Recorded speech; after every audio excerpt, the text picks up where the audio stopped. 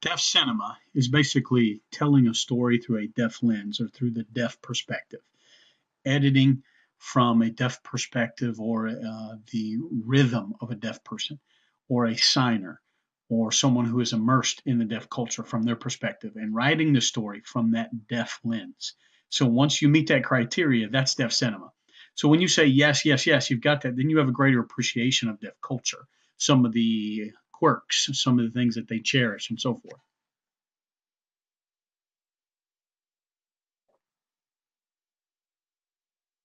So my name is Wayne Betts Jr. This is my sign name, Wayne Betts, and I'm Chad Taylor. It's my sign name, Chad. It's because of the ears. So I grew up in the state of Massachusetts. I went to the American School for the Deaf, the ASD, Residential Deaf School. So I'm basically an East Coast boy, born and raised. And I'm from Canada, more specifically, London, Ontario, Canada. I went to the Residential Deaf School. Upon graduation, I went to RIT. So I grew up in a deaf family, and my mother was passionate about film. And back in the day, there were no captions. They didn't have, open captions for the deaf, but she would go often and watch without captions. And when she gave birth to me, she would take me to the movies to see the various films. And I remember the very first movie that I saw was E.T. And that film literally changed my life. When I saw that, I understood the language of film and cinematography and the lighting and the effects and not just the plot and the story itself, but everything leading up to that. And I knew then I wanted to become a filmmaker from that particular movie. And it was really because of my mother. She is, I am who I am today because of her. My dad brought home a film. I probably should say my father, but he brought home an old fashioned video recorder, camcorder, so, that had a tape. It was, again, old fashioned technology. And I remember it had a handle that you could grab and squeeze. And I would walk around with that video camcorder and follow my sister everywhere she went. If she was behind a tree, I'd follow her there or on the way home. And it was almost like I was stalking her. It may sound odd, but I thought about how do we express the story? So again, having grown up in the East Coast and went to college at Gallaudet University back in 1999, and my favorite professor, Facundo, he's a hearing individual. He didn't know any sign language whatsoever. At that time, he was very awkward in using ASL. My first class I had was Introduction to Film 170 or something like that. And that class was actually a graduate level course. But fortunately, I had some work that I showed Facundo, the professor. He said, "Sure, you can come in." So I remember coming in and I had my own mindset of what I had seen from the TV screen and the movies and so forth, and I tried to mimic that. In this one class assignment, he said, "You need to do an experiment with a film." And he showcased his work from his college days. It was an odd film with edits. It was a man just standing, and then it cut right to the fire scene, and then it cut right to the clouds, and then it cut right back to the man with a shirt off. Then it cut back to him running and went right back to a fire. And so it was very abstract. And so he said that was an experimental film. And of course, it had the sound effects and everything integrated. But he assigned us the class with that assignment. So we all came back with a film similar to that, a man in a room, and then a man falling down, and then the TV screen was snowy picture, and then the teacher was really disappointed in us. And he said, "Look, you just made a hearing film. The edits and the sound." He says, "I don't want that for the class." And we all asked, what do you mean? You want us to experiment? We try that. He says, "No, no, no, no. I want it to be your film, your work from your deaf lens. I want you to experiment with signing." He says, "There are no rules whatsoever to this assignment." So that was the first time that I was made to think that, hey, I'm a deaf filmmaker. I need to show that through my work. I don't need to imitate somebody else. I need to be different. And so that's where Mr. V came in, if you know that project. And so that was something I thought, well, I'll make a story about, your hands and your fingers. And so it's what he wanted. It's new, it's different, it's out of the box. We would analyze, why did you do that? How? And so he was the one that enabled us to really think. And so we could think even deeper critically because of that teacher.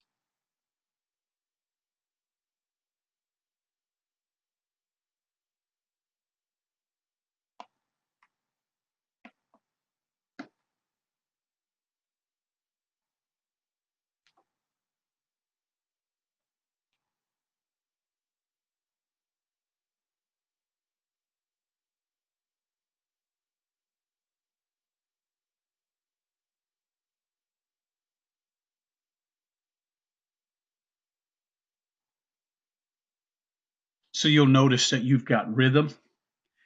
As he's walking, there's rhythm there when he jumps down, as he's climbing up the rope, and there's a beat to it. Now, what's interesting was that that was not intentional. We just simply made the film, and then we watched it. We noticed that there was this natural beat and rhythm to this. And of course, this is different. It was a different concept. Of course, that's what an experiment will do to you. We wanted to make something and then analyze it and see that you've got language, you've got this, and this is an experiment in terms of a film. So apathy. This video was actually created by Ryan Commerson. And it was now with Ryan Commerson, you never know what's going to happen next. I'm just going to tell you up front. It was 3 a.m. in the morning. We're in the dorm room. Everybody's tired. We had a long day. We were talking back and forth about the word apathy, and we noticed that some of the guys were apathetic, doing nothing. We started coming up with some ideas. And he says, why don't we make a film about a guy who stood up and started to speak about, let's get rid of apathy. Let's take action. Let's get busy. And he starts looking, and then he turns around and nobody's seated in the room. He's all by himself in the room. So now, basically, he's a part of the problem of apathy. So, of course, he made that until the sun came up. He went to bed briefly and he got back up, edited, and then submitted it to class. So, really, it was just a spur of the moment type of deal. And that was how apathy took place. So, again, the teacher, the hearing teacher, again, looked at Ryan and looked at mine and some of our stories and realized that they said my story was different. He said, yeah, it was from your perspective. Right. So, again, as you're signing, and the signing influences my editing. There's a slow portion, there's a fast. Well, the hearing people do it completely different. And the professor said, look, it still works. You have flow, you've got a story, but there's something different. But I believe that that's really because it's a deaf lens that we're providing.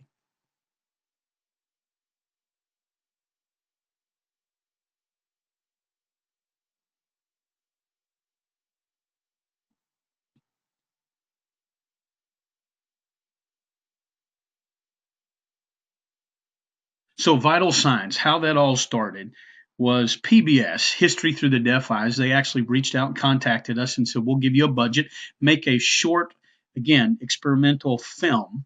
And so the two of us thought, hey, and we had just founded Must Do, the company, film company. So we thought, we got to come up with an idea. We're going back and forth. They said, how about maybe the heart, the pumping of the heart and so forth. So based off of that idea, we needed someone to actually sign the movie to work in conjunction with that. So it wasn't us. That's not a unique idea that we came up with, but others have done the same thing. But everyone wants to put signing with the film, but nobody's been able to do it with the technology and the editing. But a lot of people have actually come up with that idea prior to us. But we wanted to try to make sure that we could get it just right. That's where Vital Signs came into being, and we had the story. We brought in Roger Vash, the actor. He came in for one day. We filmed him, and then we had put all the editing together, and that's how we got Vital Signs. And again, so that's the sign. So he came in one day, he acted, we filmed him, he left, and then I think, what was it, maybe 3 months or 4 months, then we did all the work of matching up all the scenes. Yeah, we had a cold water scene, underwater, so forth. Right, that's exactly right. So we had to, now keep in mind, he had to go underwater as well to film the acting. Yeah, the important thing is, as long as the film looks good, then we can deal with, enduring. There's a famous quote: pain is only temporary, but film is forever. So again, the pain will dissipate, but your movies, your work, your film work will always be here. Yeah, going back to that water scene. And of course, I was dry at the time. He was in the water first. He was in a swimming pool. It was the month of November. It was really cold water. And we had an underwater housing case for the camera. It was really heavy, but once you got in the water, obviously, it was very light. But he got in first, and I noticed his facial expressions, but, it wasn't that bad. He said it wasn't bad. So he started to go under. He said, you ready, ready, ready? And so we get in, and I fall back into the water. Of course, immediately I could feel it in my chest, the shock of the cold water. He didn't tell me how cold it was. And again, we had to do this over and over, a second take, a third take, and a fourth. So it was interesting. I see the clouds up above. I'm contemplating. I'm going to tell my wife. I'm just going to run away. I'm just going to end it by taking a gun to my head. I see the clouds. I see the clouds. I'm up on the edge. I'm ready to go over. I see the water down below. Should I? Should I not? I turn around and I see the traffic going back and forth, the cars. I sit on the edge. One car goes by.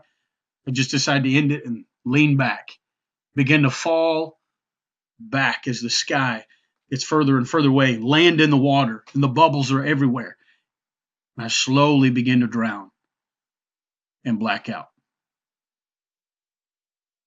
So, Renaissor from our company, Most Do, again, it was the first time we used a crane as well as a Steadicam, the underwater housing camera. And again, with that film, and for the two of us, we really got to play with some of those toys to really hone in on telling the story through the camera and the lens. If you watch from the beginning towards the middle, you notice there's a tripod on the actual crane, and it's smooth. And then when they eat the apple, then obviously the camera lens moves with it. So we're trying to incorporate that into the story. So the story behind the Raisonnaire is, look, we will never tell you the story behind it. The one thing that I like about the Raisonnaire is that it's open to interpretation. You know what I enjoy? I like everybody's interpretation of that. But you'll never know the true story behind it.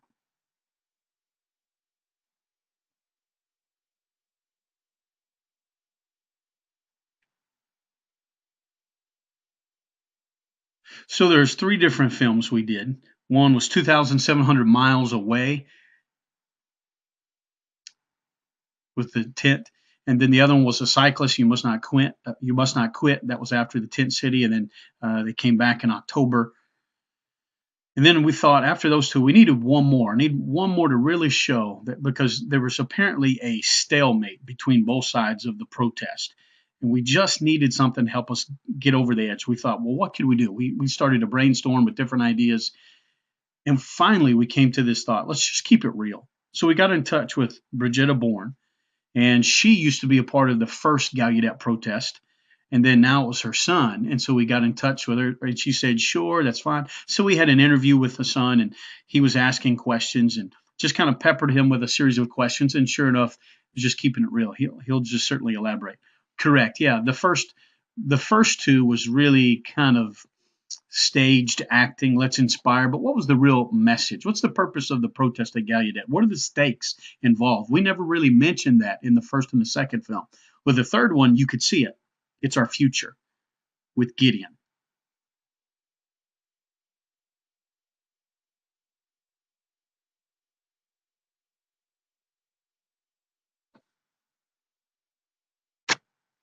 My name is Gideon, and this is my sign name.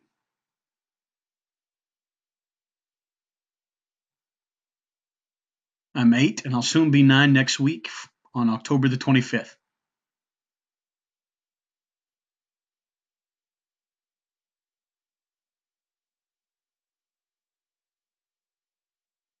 People are there watching. You got the water that's flowing.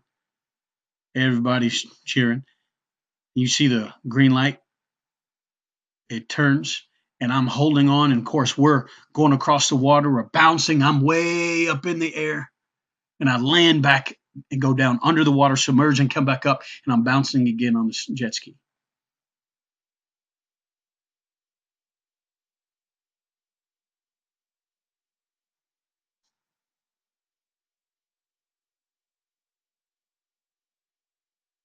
So this is an atom. With the atom, you have small things. Atoms are very, very small. And of course, there's that magnetic pull, and it brings it together. And I thought, when I saw that, my jaw hit the floor. It hit the floor and began to swing back and forth, came right back up, and I started drooling.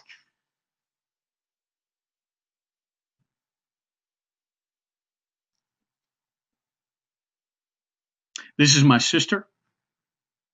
Her name is Sabina. She's 2 years of age. And her birthday is August 13th.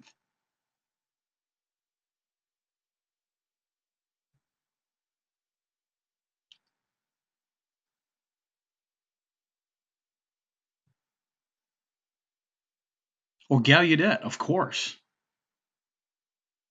What's the first deaf university? Yeah, there's others that I could go to, but I'm afraid of because then you have to sit and use an interpreter. I'd much rather have it directly from a deaf person who can sign, who can communicate, and I can communicate back.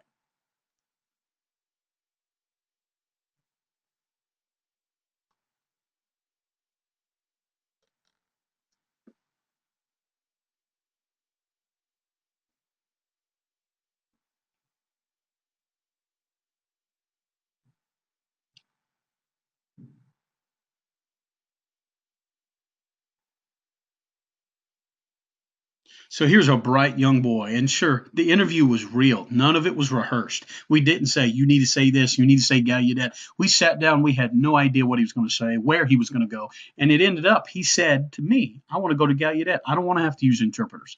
So that's his answer. So when we made the edits, and now when I look at it, I see there's a different meaning. You notice that the boy's interviewed, and it immediately it moves to the footage of someone being arrested. And our intent in the beginning was, should you provoke anger? You have uh, Jane Fernandez and I King Jordan. Let's get rid of them. No, no, no, no. And then now with this boy, it's more than that. Gideon tells his story, and then it goes to two groups of people that are at odds, going back and forth with all of the chaos and the protest, and the other side won't talk. And in reality, they should both come to consensus. They should both look at this boy and work together and compromise for a brighter future, for their future. So that's how the perspective has changed from the beginning to the end. I really enjoy that video. It's my favorite work that we've done. That's right. So there's three films, full-length films: A Permanent Grave, A Deaf Family, and Caretaker. And so we had this relationship with David Kurz, and he's very creative. And it would start with, we would come up with the concept, the idea, we would explain it to David. And of course, David's in his own world, and eventually how he produces what would be the script. He takes the concept, turns it into location and character, stories and conflict. He would write it out and give it to us, and we'd make the movie based off the script.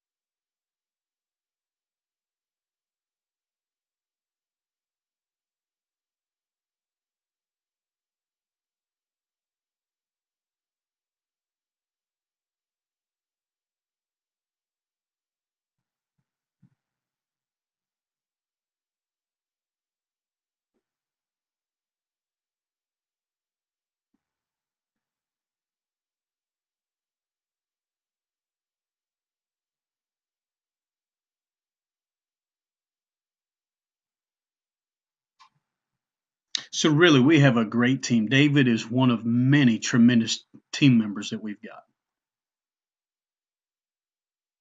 Now, the Deaf Family is something that I wanted to do, something that would just kind of mock or expose the deaf family. You notice in deaf people say yes, yes, yes. I remember this or that, but they talk about SSI, the multi-level marketing, things that are taboo, right? Things that you shouldn't say. People know about it, but they don't want to reveal it. I wanted to expose it. I wanted to take a hard look at it and make it become more acceptable.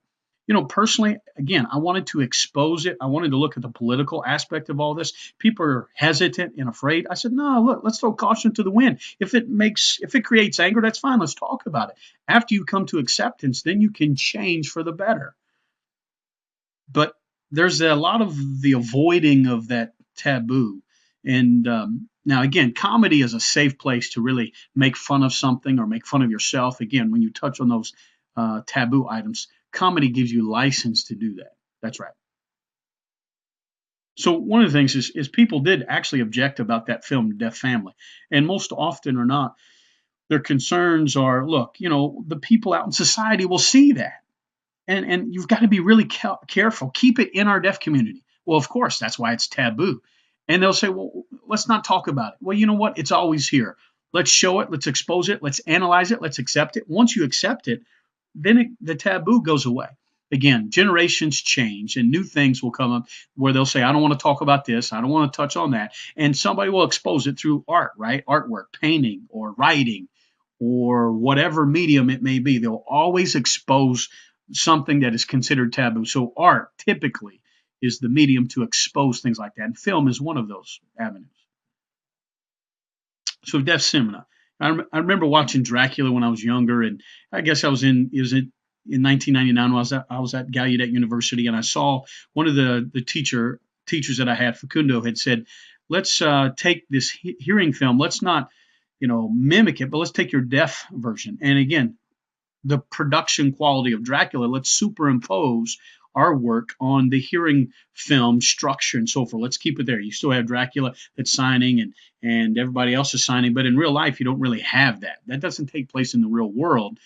So my definition of deaf cinema is really a deaf lens. You're looking at it through the eyes of a deaf person and how they view the world. For example, there could be a story about a guy who's maybe he's tied up as a hostage, and then you've got a fella seated to his left.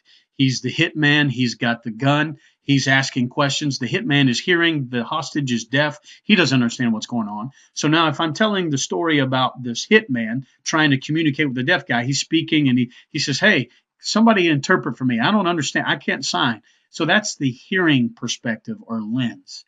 Now, if we gave it through the deaf perspective or deaf lens or deaf cinema, it's the deaf guy looking at everybody speaking, but I don't understand what they're saying. And I'm sitting here. I don't know why I'm here. Finally, somebody else switches out and they can sign. I say, hey, hey, hey, let me loose. And then, oh, they let them loose. And now I can sign and communicate. So again, that's the deaf lens. So the other one had a deaf person, but it was through a hearing lens. And so many of us have struggled with that. Let's actually let's have our own language in our own cinema and deaf perspective. We're still looking for that. Again, deaf cinema is not intended to be that you must have signers, people who are signing or ASL, or that it has to be about deaf. No, I don't think so. Does it have to be a completely deaf crew? No, again, I don't think so.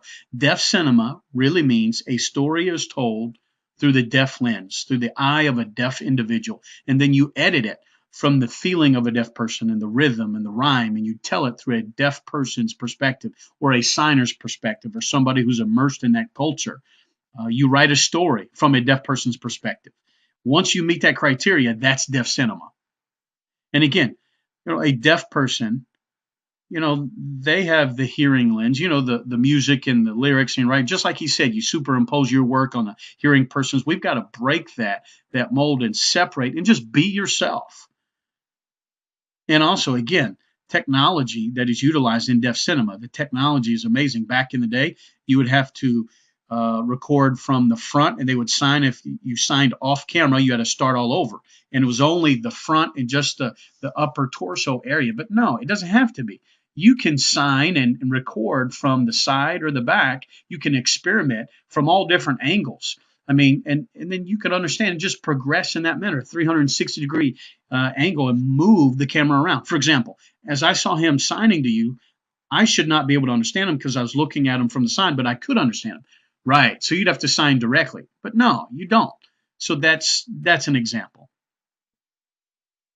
Oh, again, one of the most inspiring things about my professor Facundo, he said, "Look, what's your culture? What's your language?" And he gave us something that he remembered, and that was black cinema. Back in the day, they would talk about black cinema about one strong black guy who's in a police department, and everybody there is racist. They're all racist white police officers, always fighting. He's the only one that's still surviving, so it's a positive perspective. But black people would say, no, no, no, no, no, no. That's not accurate. That's not the way it really is. And then here emerged Spike Lee, the director.